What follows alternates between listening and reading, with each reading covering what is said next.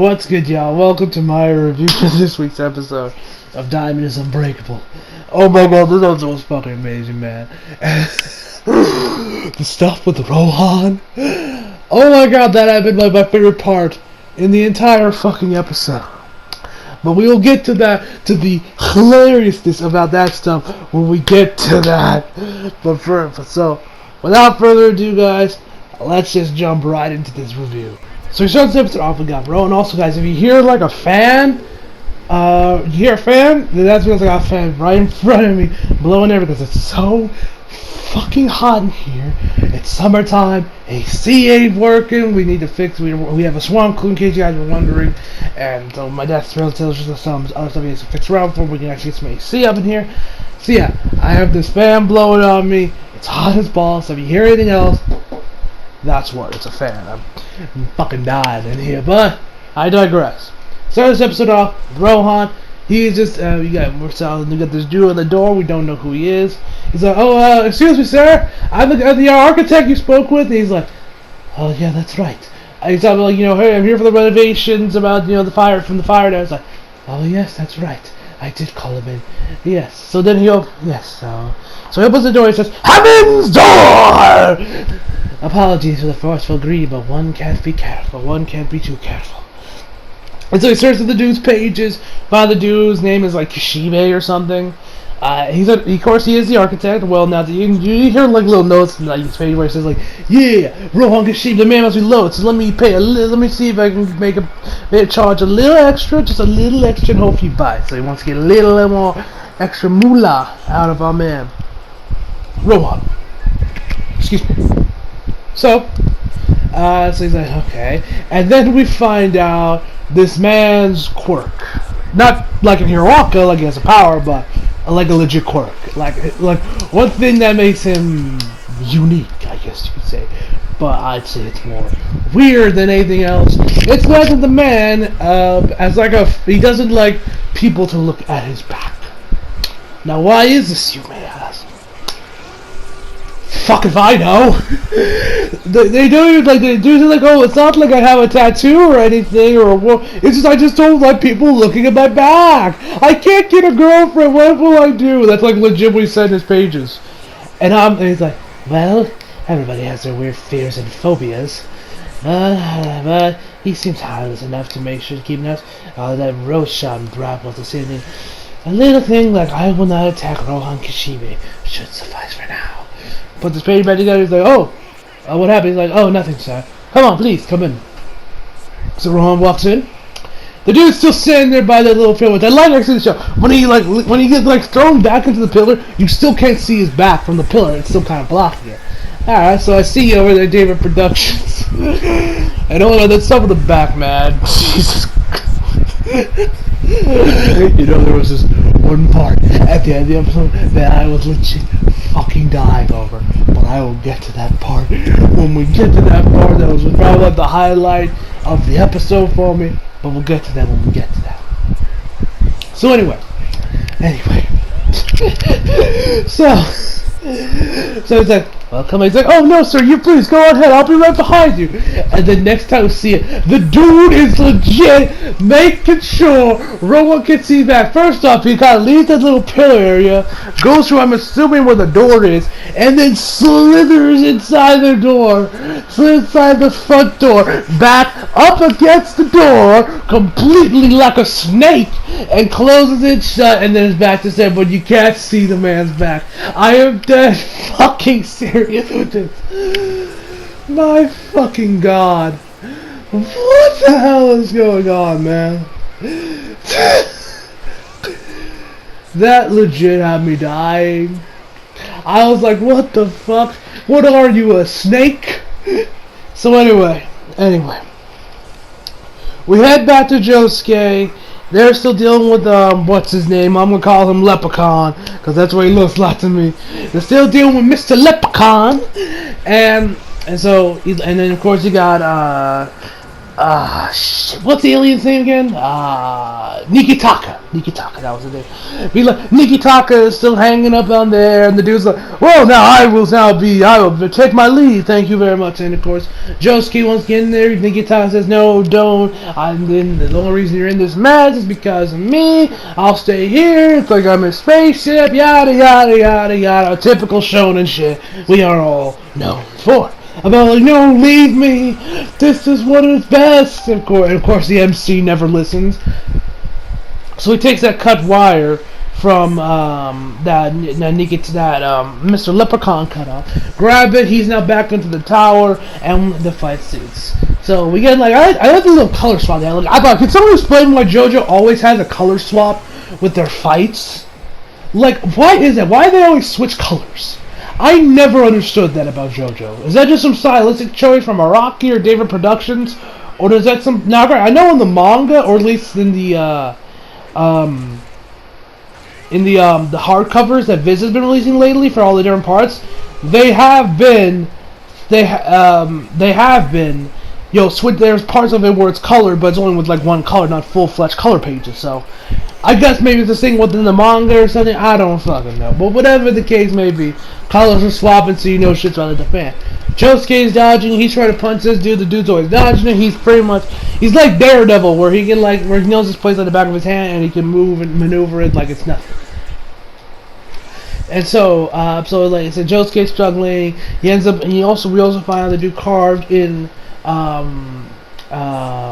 Carved into the steel beams themselves, carved up some little slashes, which of course, as we know this tower works, you can't do anything to it, it's going to come right back at you. So of course they come charging towards Josuke. He dodges it, but of course he can't get them all. Some of them appear behind him and such, and Josuke got hit once, and he almost fell off the beam he was on, but they was Shining Diamond managed to save him just in the nick of time. After that, and then this was just disgusting, man. So then the dude leans over at the beam, which is right underneath, which is right on top of where Josuke is, gathers up some saliva, puts out his tongue, and literally just lets the saliva just drop from it, like, yeah. And then it's getting closer to Josuke's like, ew, gross. Thankfully, man, the dodge is like, you'll pay for that, you dick, you know. And so they keep going at it for a bit. Josuke manages to find a plan, which I love at one part where he's like, oh yes, I will defeat you, I will kill you, but you just had to force my hand, so I will not kill you. Yada yada yada yada. Typical shonen stuff. He's like, hey Okuyasu, how many of those things did you see me get rid of? Oh yeah, I saw the whole thing. You got about 4 of those suckers. 4, huh? Well, it's more than okay. I only need 4 shots. And so then he's like, "What the hell?" I tell. And then 4 of those little energy balls things from the tower come shooting right towards the dude, fucking up his face. When you find the dude actually has that the name he's under is a fake name and is wearing a mask, but then he looks like he puts on another mask. I don't know if that's actually his real face or not. I don't know. It didn't really look that clear to me. I think that's actually his real face, but I'm not completely sure about that. Excuse me. So then he's like falling, but of course they catch him down. He doesn't die. We then head back to Rohan after everything is all said and done with that guy. We head back over to Rohan. And then we see the dude still leaning up against the walls as he's making his way over to check out the renovations and see the damages and everything.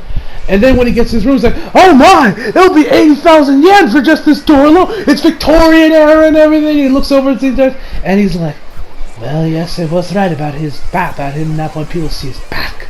But why is that? And then he hands him a cup of coffee. He's like, here you go. He's like, oh, thank you, sir. Before it gets cold. No, sir, don't worry. I'll drink it. And the dude is still leaning up against a wall, and he doesn't want people to see his back. He's like, whatever. We head over back to Josuke, where then the dude's like, completely different. Like, you know, he was a small motherfucker beforehand when he was in the tower. Now he's like, oh, please, Mr. Josuke, don't hurt me. I'll stay in the tower for as long as I live. I'll be a good boy. A completely different person at this point now he's been defeated. So then a little bit of interrogation ensues. They want to know what he knows about from the old man. We find out that he actually talked about another stand user, Koichi, and of course he's like, yeah, we took care of him, they got rid of him. Josuke's like, wait, what you know? He's like, hey man, take it easy. It was a very casual conversation. He never brought it up again, so I didn't ask. but he did say that they know that they took Koichi. So after that, we head over to our boy Yoshikage Kira, and he's at work. Had these papers from. He stops by this one woman. She puts her hair up and by this little clip thing. She puts a little bit more hair behind her ear. You can see a little bit of her neck. Kira's like, which I guess necks are like Kira's thing. I guess that's like it's cosmetic strangulation or just like women's necks. Like I believe it was Ted Bundy. Ted Bundy would always give women that were like blondes and like looked like his mother. I think that was kind of like his MO.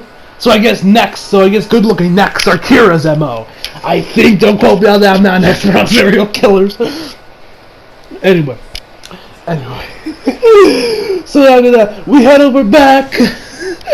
This was the highlight of the episode, man. We head over to our man, to Rohan, and we got the architect legit climbing up the stairs like he's the fucking exorcist or Bray Wyatt.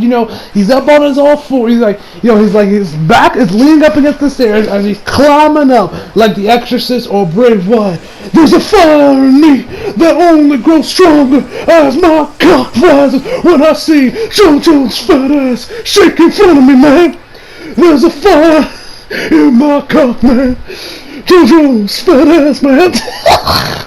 I am so sorry. I just had to do that. I don't even know why I did that, man.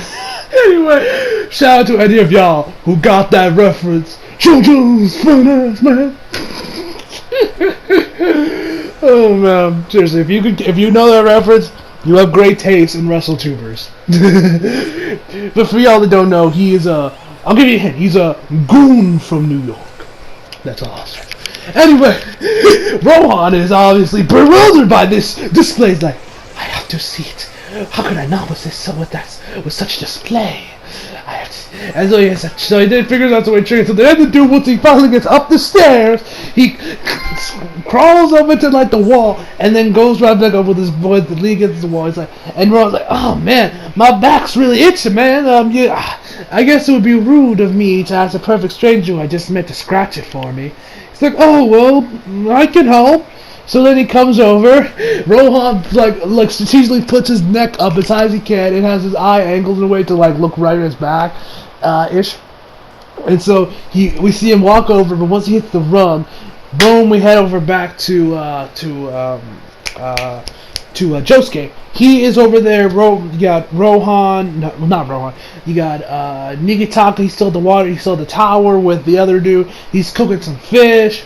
And then we get back to Okuyasu. He's screaming like, "Where's Koichi? Koichi, where are you?" He can't find him. Josuke heads over back to the hospital. Hits up shit. The dude's name is slipping my mind right now. I'll call him Highway Go-Go. I'll just call him Highway Go-Go until his name returns to me. And so he goes over there. So he goes over there asking him for his help because now you guys know that the stand Highway Go-Go was very scent smell. I never mentioned this in my review, which I should have, but he reminded me a lot of Daredevil, which of course, as you guys know, Daredevil has a very acute sense of smell. He can pretty much catch anything. You can see it throughout. If you've seen the Daredevil seasons, you know exactly how far it can do what he can smell with his nose. So anyway, I'm trying to still come up, but anyway. So he talks to him, tries to figure out, if he's going to help him. Yuya Fugami, that was his name. Yuya Fugami, that was his name. Yeesh. Took me a second to remember that. But anyway.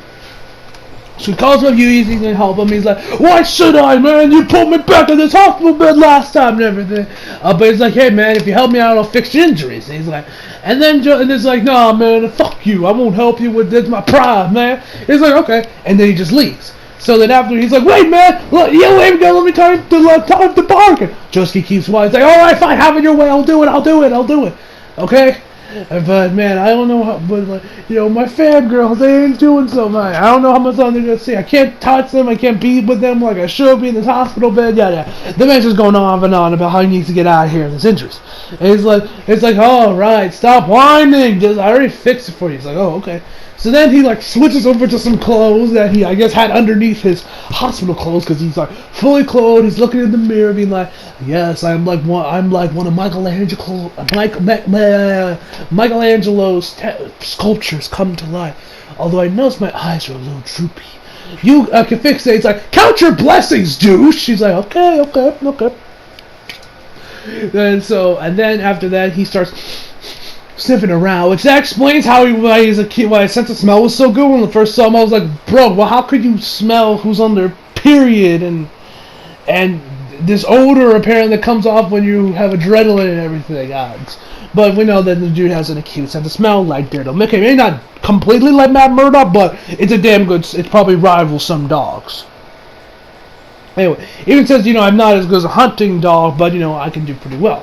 And so he says, "I can smell that that all the girls come in there because they reek of ass sweat, because their skirts reek of ass sweat from going to pachinkos," which I'm like, okay, whatever. They're there. They're like, "Oh," and then when they see Joe, they're like, "Who are you?" They pull out these freaking swords that I guess they just had it behind them, or so I don't know where they had these. But they're like, "Hey, girls, calm down. We good. I harbor no ill will towards Josuke, man." So then they back off. They find out that one of the girls wants something. It was Kit Kats. They're legit called Kit Kats instead of C's, but instead of K's, instead of being spelled K's, they're spelled with C's. So they hand him the Kit Kat. He's like, "I can now hold these dames in my arms, so I will help you." So they go over to where Josuke is, where he was last saw, where his bag and everything. He starts sniffing. We find out and he asks Josuke, "Hey man, I'm not gonna be fighting, right? I'm just here for sniffing, right?" And he's like, "Why do you need that?" He says, "Yeah, because." And then he says, because you've been watched." He's behind you. And so he sees that he's behind him, and then Josuke comes running towards the guy, be like, "Hey man, give me back Koichiwa!" And once he grabs a soldier, he turns into his mom.